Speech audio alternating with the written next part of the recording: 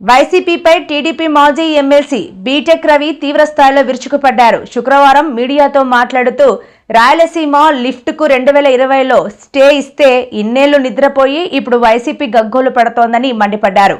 కమిషన్ల కోసమే రాయలసీమ లిఫ్ట్ పనులు చేపట్టి బిల్లులు చెల్లించుకున్నారని, వేస్ట్ ప్రాజెక్ట్ అని తెలిసి కూడా నిర్మాణం చేపట్టి డబ్బులు దండుకున్న చరిత్ర జగన్ది అంటూ విరుచుకుపడ్డారు.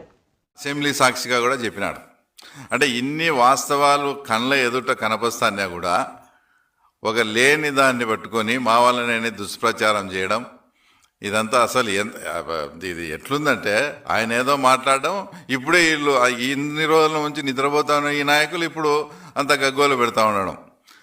తర్వాత దీనికి నేను సూటిగా ఒకటే ప్రశ్న అడుగుతాను.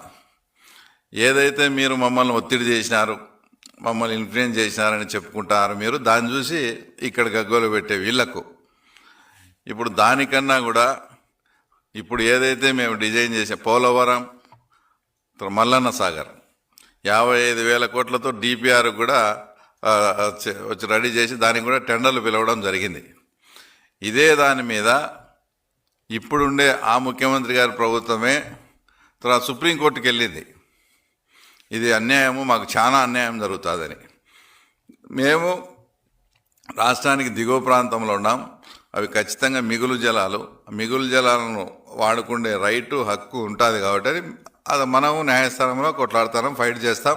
దానికి తప్పకుండా విత్ పర్మిషన్ తెచ్చుకొని ఆ ప్రాజెక్టు పూర్తి చేసే బాధ్యత తెలుగుదేశం పార్టీ తీసుకుంటుంది.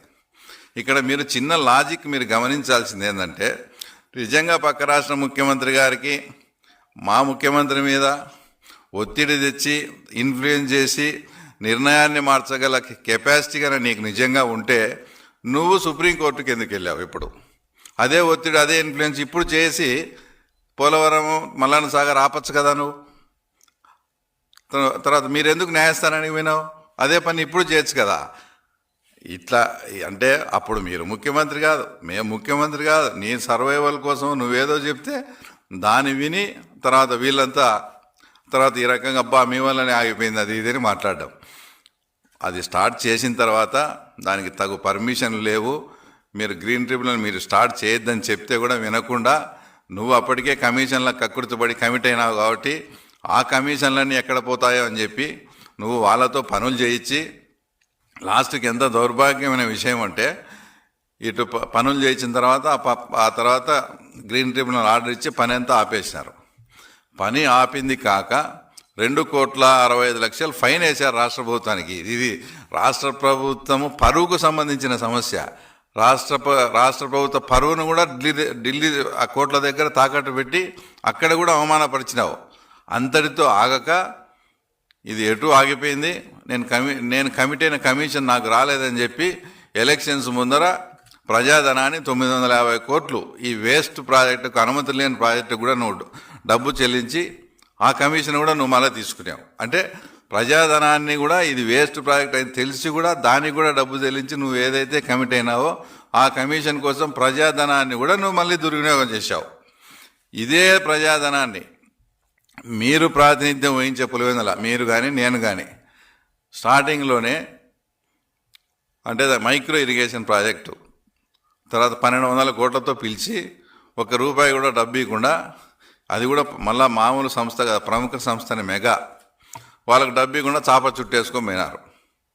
అంటే నిన్ను 1978 నుంచి మిమ్మల్ని ఎమ్మెల్యేగా చేసే మీ పులివెందులకు సంబంధించిన మన పులివెందులకు సంబంధించిన ప్రాంతంలో మైక్రో ఇరిగేషన్ ప్రాజెక్ట్ చేసే వేంపల్లి టైలెండ్ వరకు మనము సాగునీరు ఇవ్వచ్చు. అలాంటి వాటికి డబ్బు ఖర్చు పెట్టకుండా నీ కమిషన్ వస్తుందని అదే అమౌంట్ కానీ ఇక్కడ పెట్టింటే మన ప్రాంతం ఇప్పుడు 75% సస్యశ్యామలం అయితే 100% సస్యశ్యామలం లేదు. అలాంటి దాన్ని కూడా నువ్వు కాలదని నీ కమిషన్ కోసం ఆ తర్వాత వాళ్ళకు కూడా ఇవ్వాల్సిన పరిస్థితి. అంతెందుకు అసలు ఇప్పుడు పులివెందులకు ఎవరి హయాంలో నీళ్ళు వచ్చినాయో మీకు తెలుసా? రాజశేఖర రెడ్డి గారు చనిపోయిన తర్వాత 2009 నుంచి 14లో రోసయ్య గారు, కిరణ్ కుమార్ రెడ్డి గారు నువ్వు పార్టీ పెట్టకముందు నుంచి వరకు మీరు బాగానే ఉన్నారు. ఏ రోజు కూడా పెండింగ్ ప్రాజెక్టుల గురించి కానీ వాటి గురించి కానీ నువ్వు దాని మీద మాట్లాడడం కానీ ఏమీ చేయలే.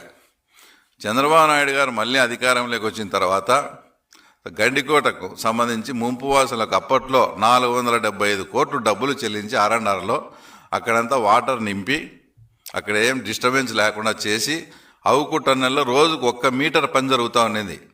నాకు బాగా గుర్తుంది, చంద్రబాబు నాయుడు గారు అవుకు టన్నెల్ దగ్గర కూడా రాత్రి పడుకున్నాడు.